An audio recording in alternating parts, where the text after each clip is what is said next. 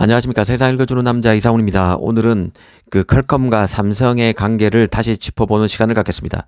이번 갤럭시 S23의 출시를 보면서 양기업 간의 얽히고 설킨 관계를 다시 한번 생각할 수밖에 없다는 생각이 들었습니다. 이번에 삼성은 스마트폰 경쟁력 강화를 위해서 자신의 AP인 엑시노스를 버렸습니다. 이는 CPU, GPU 등 이른바 성능에 최적화된 칩을 거의 만들지 않고 있는 삼성 파운드리 입장에서도 큰 타격이 될 수밖에 없는 결정임에도 삼성은 이를 단행했습니다. 경쟁력이 최정상급에 미치지 못하는 설계와 파운드리 양쪽에 일종의 충격 요법을 준 것이죠. 이 퀄컴도 이런 삼성의 결정에 일종의 보답을 했습니다. 하답을 했습니다. 중국의 샤오미 등 이른바 다른 스마트폰 업체에는 주지 않는 삼성 갤럭시 폰만의 스냅드래곤을 만들어 준 것이죠. 바로 최고 성능의 삼성폰 전용 스냅드래곤 8 2세대 AP를 내놓음으로써 삼성의 용단에 일종의 고마움을 표시했습니다. 그간 삼성이 최고 AP를 설계해서 스냅드래곤과 맞섬으로써 스냅드래곤 물량을 삼성 파운드리에 유치해야 한다는 말씀을 많이 드렸는데 결과는 그 반대였습니다. AP는 경쟁사인 스냅드래곤에 처지고 파운드리도 TSMC에 밀리면서 삼성은 굴욕적으로 AP와 파운드리를 한시적으로 모두 포기하고 TSMC에서 전량 만들어진 스냅드래곤을 탑재함으로써 애플의 아이폰에 맞서겠다는 전략을 차선책으로 선택했습니다.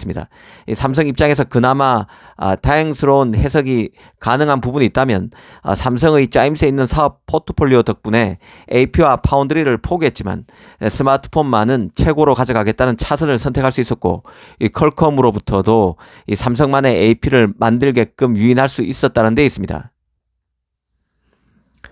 사실 퀄컴은 이번 갤럭시 S23에 전량 스냅드래곤을 탑재하는 성과를 냈습니다. 하지만 퀄컴이 처한 전반적인 상황은 그리 좋은 편이 아닙니다.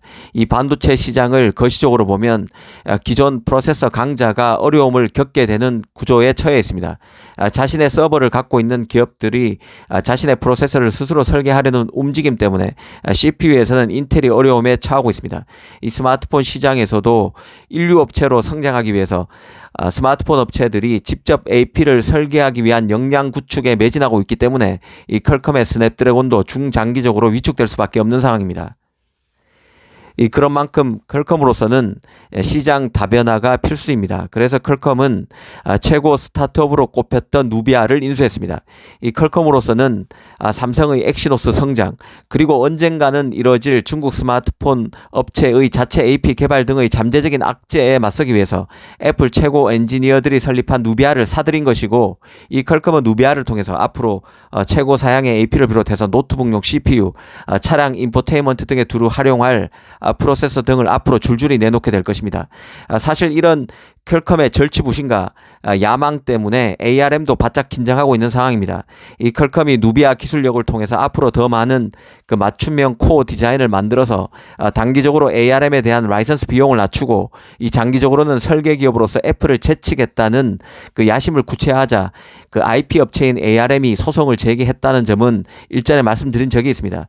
ARM이 과거 누비아와 체결했던 IP 계약이 이제는 누비아가 퀄컴에 인수된 만큼 더는 유효하지 않다고 ARM에 소송을 건 것인데요. ARM이 퀄컴에 소송을 건 것인데요. 이 ARM 입장에서는 이 모바일 AP에서 CPU로 시장이 점점 넓어지고 있지만 애플에 이어서 퀄컴마저 누비아가 개발한 자체 CPU 코어로 CPU를 만들 경우에 CPU 시장은 빛 좋은 개살구와 같이 돼버릴 수 있다는 우려를 하고 있는 것이죠.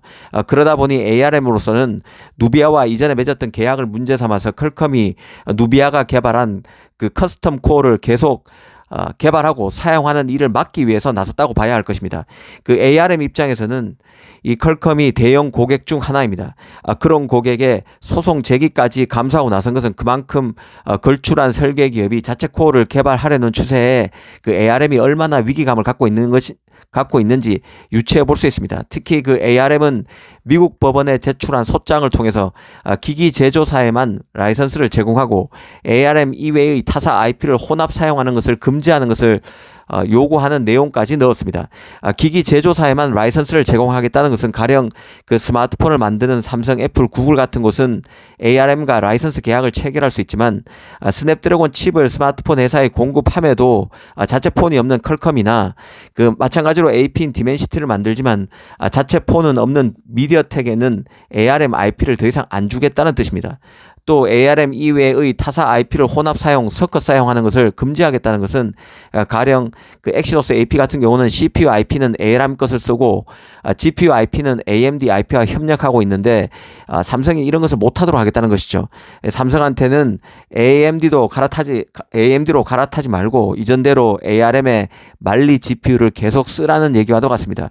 이 퀄컴도 자신의 AP의 CPU에서는 ARM 코어텍스를 쓰지만 GPU는 자체 IP인 아드레노를 활용하는 데 대해서도 불만을 나타낸 것으로 볼 수 있습니다.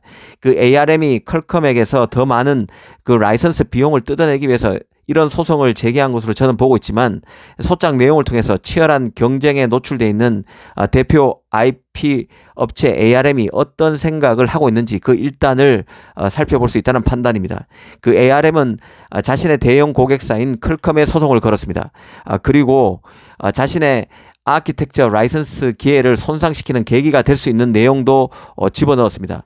역으로 보면 그 자신의 고객이 떨어져 나가는 것도 일부 감수할 만큼 CPU, AP 설계 경쟁이 점점 더 극심해지고 있음을 인식할 수 있게 되는 대목입니다.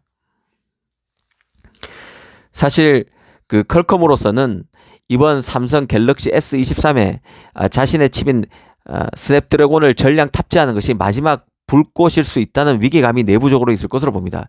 원래 그 최절정 이유는 내리막일 수밖에 없습니다. 역으로 삼성에게 가장 우호적인 해석을 내리면 동트기 전에 가장 어두울 수 있습니다. 삼성은 이번에 갤럭시 S23 행사에서 자체 갤럭시 폰 전용 AP에 대한 설명은 거의 하지 않았습니다. 시장에서는 늦어도 2025년 초 플래그십 모델의 엑시노스가 재등장할 것이란 이 관측을 내놓고 있지만 그건 가봐야 하는 것이죠. 삼성이 얼마나 도끼를 품고 AP 개발에 매진하고 있느냐에 달린 문제일 것입니다. 또 삼성이 기대를 밑돌게 되면 퀄컴의 최전성기는 더 연장되는 것이죠. 이 퀄컴은 이 삼성폰 전용 AP를 이렇게 되면 퀄컴은 또 삼성폰 전용 AP를 내놓을 것이고 누비아를 통해서는 ARM 기반 CPU도 출시하게 될 것입니다. 최근 애플은 거센 퀄컴의 추격에 자체 모뎀칩 개발도 당분간 접고 그 AP인 A 바이오닉과 CPU인 M 시리즈 칩에 집중하기로 한 상태입니다. ARM도 누비아 자체 IP 개발에 긴장하고 있고 애플도 이 퀄컴의 거센 추격에 바짝 견제하고 있는 긴장감을 갖고 있는 상태라는 것을 인식할 수 있게 되는 것이죠. 올해는 이 퀄컴의 시간이 왔다는 생각입니다. 잘 나가는 퀄컴에게 현재로서 가장 큰 걸림돌은 ARM과의 소송을 노트북 업체 등이 주시하고 있다는 점입니다. 이 ARM의 이해관계가 만약 소송을 통해서 관철된다면 이 노트북 업체들도 이 퀄컴이 자체 CPU를 내놓게 되면 그걸 탑재하기가 쉽지 않아질 수도 있을 것입니다. 하지만 이 소송 자체가 워낙 진흙탕 싸움이기 때문에 아마 나중에는 이 소송이 끝까지 가지 않고 두 기업 간의 합의금이 오가는 그런 결론으로 기결될 수 있지만 현재로서는 그 노트북 업체, OEM 업체들이 ARM과 퀄컴과의 소송을 예의주시하고 있을 것으로 봅니다. 퀄컴에게서 또 다른 변수는 이번에 그 출시 폭이라는 굴욕을 선택한 삼성 엑시노스가 얼마나 달라진 모습, 얼마나 개선된 모습으로 향후에 스냅드래곤을 압박할 수 있느냐도 가장 중요한 변수 중 하나일 것입니다. 올해와 내년 이 퀄컴의 시간이 왔는데요. 이를 어떻게 흘러갈지 잘 지켜볼 필요가 있다는 생각이 듭니다. 감사합니다.